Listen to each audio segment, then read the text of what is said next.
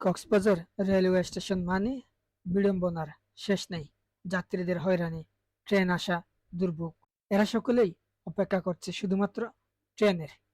এরা কেউ দর্শনার্থী না, সকলে যাবে চট্টগ্রাম।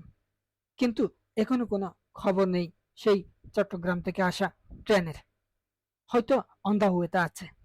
এখন রাত অনেক হয়ে যাচ্ছে, মানুষের গন্তব্য সকলে যাবে তাদের বাড়িতে।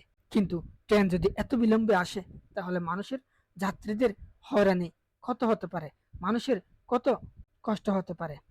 আবার এটাও ঠিক, অপেক্ষা কত যন্ত্রণার। অবশেষে সেই ট্রেনটি চলে এসেছে, তবে এটি আবার ফেরত যাবে চট্টগ্রামে। আর এই ট্রেনে করেই সকলে যারা অপেক্ষা করছে, সব যাত্রীরাই চট্টগ্রামে যাবে। তবে আশা যে বুক বেঁধেছিল, সেই আশা অবশেষে যাত্রাপথে রূপ নিচ্ছে।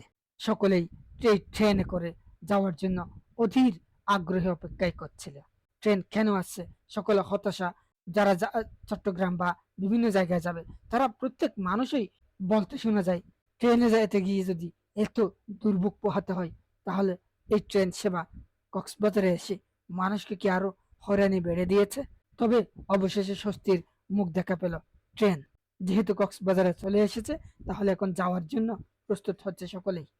যে যার মতো হুমড়ি খেয়ে উঠছে ট্রেনের ভেতরে। তবে একটি বিষয় মাথায় রাখা ভালো, ট্রেনে হয়তো কিছু কিছু সময় যাত্রী চেকিং করে, আবার কিছু কিছু সময় ট্রেনে যাত্রীদের চেকিং করা হয় না। কেউ টিকিট কেটে উঠে, আবার কেউ টিকিট ছাড়াই বিনামূল্যে পৌঁছে যায় তাদের নিজ গন্তব্যে।